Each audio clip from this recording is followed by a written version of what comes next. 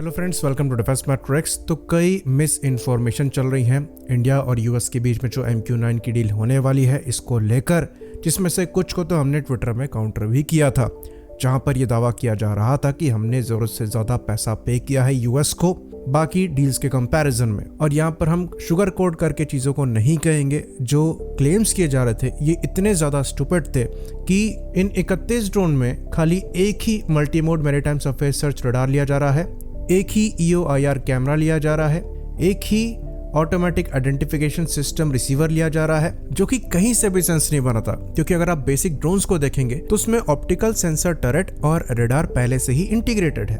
तो ये तो आपको हर ड्रोन में ही मिलना है। और ये कितनी इलॉजिकल बात है कि बिना सेंसर्स के हम ड्रोन का करेंगे क्या, एयर शो में तो नहीं उड़ाएंगे। और सरप्राइजिंग बात यहाँ पर ये है कि ये जो गलतियां एक 12वीं पास भी देख सकता है कि ये चीज कहीं से भी सेंस नहीं बना रही, उसमें भी कई लोग इस क्लेम को सब्सक्राइब कर रहे हैं। खैर, एक चीज यहाँ पर अच्छी हुई है इस नेगेटिव और गलत क्लेम की वजह से कि मिनिस्ट्री ऑफ डिफेंस ने यहाँ पर क्लैरिफिकेशन दिया है और ज्यादा डिटेल में चीजों को बताया है। तो ये डील अभी तक साइन नहीं हुई है, खाली एक्सेप्टेंस ऑफ नेसेसिटी को एक्सेप्ट किया गया है जून 15 को, जो कि 31 यानी कि 31 MQ-9B ड्रोन्स की थी, जिसमें से 16 स्काई गार्डियन है और 15 सी गार्डियन है। तो इन 16 में से 8 आर्मी और एयरफोर्स को जाने हैं और जो पूरे 15 के 15 सी गार्डियन है ये इंडियन नेवी को जाएंगे। तो इस एक्सेप्टेंस ऑफ नेसेसिटी में क्या क्या है? पहले तो UAVs हैं, साथ में जो एसोसिएटेड इक्विपमेंट्स हैं ये भी मेंशन किए गए हैं। तो इस एक्सेप्टेंस ऑफ नेसेसिटी का जो कॉस्ट है ये $3072 मिलियन है, या फिर ऑलमोस्ट $3.1 बिलियन के आसपास का है। तो ये जो प्राइस लगाया गया है ये हमने पे नहीं कर दिया है, ये नेगोशिएबल है।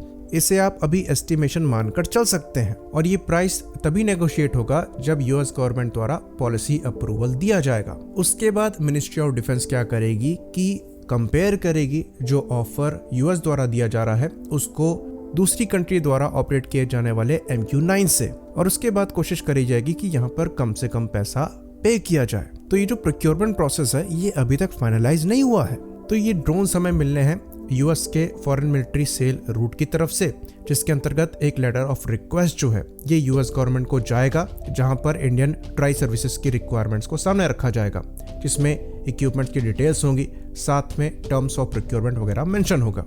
तो इस लेटर ऑफ रिक्वेस्ट के बेसिस पर यूएस गवर्नमेंट और मिनिस्ट्री ऑफ डिफेंस द्वारा फाइनलाइज किया जाएगा लेटर ऑफ ऑफर और लेटर ऑफ एक्सेप्टेंस, जहां पर सारा नेगोशिएशन होगा, वो भी यूएस के FMS प्रोग्राम के अंतर्गत। तो अभी तक चीजें फाइनलाइज भी नहीं हुई हैं और यहाँ पर ड्रोन के रेट को लेकर चर्चा चल रही है। ऑल्दो स्पेकुलेशन $100 मिलियन पर पीस के आसपास के किए जा रहे हैं और ये इतना पड़ भी सकता है, पर ये बिल्कुल भी नहीं होगा कि हम किसी दूसरी कंट्री से ज्यादा पे कर रहे होंगे। सेम चीज रफाल की डील में भी हुआ था। क्लेम किया जा रहा था कि हमने जरूरत से ज्यादा पैसे दिए हैं, और जब हमने कंपेयर किया था अपनी रफाल डील को इजिप्शियन रफाल डील से तो प्राइस ऑलमोस्ट सिमिलर आया था। तो ये सब जानने के लिए कोई रॉकेट साइंस नहीं है।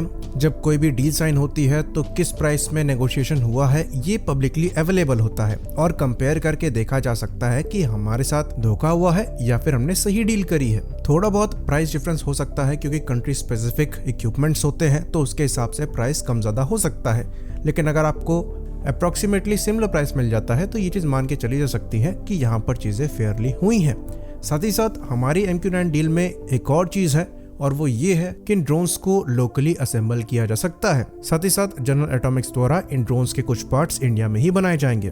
तो कुछ रिपोर्ट्स ऐसी भी आ रही हैं कि इन ड्रोन्स में इंडिया द्वारा कोशिश करी जाएगी कि यूएस से ऐसे नेगोशिएट किया जाए कि 20% कंटेंट लोकल लग जाए। तो 20% यहाँ पर एक्चुअली बहुत बड़ा नंबर नहीं लग रहा होगा, लेकिन कुछ रिपोर्ट्स ये दावा कर रही थी कि पहले यहाँ पर जो इंडिजिनस कंपोनेंट्स का परसेंटेज था ये 8% के अराउंड का एम किया जा रहा था। तो अगर 8% से 20 पर जाता है तो ये अच्छी बात है। साथ ही साथ जनरल एटॉमिक्स को यहाँ पर परेशानी भी नहीं होनी चाहिए, क्योंकि इंडिया यूएस के बाद इसका one of the biggest operator होने वाला है। तो जनरल एटॉमिक्स को यहाँ पर डेफिनेटली इन्वेस्ट करना चाहिए। आई होप इन्फॉर्मेशन यहाँ पर क्लियर रही हो। इसी बात पर इस वीडियो को हम खत्म करेंगे। लाइक करिए, सब्सक्राइब करिए। जय हिंद।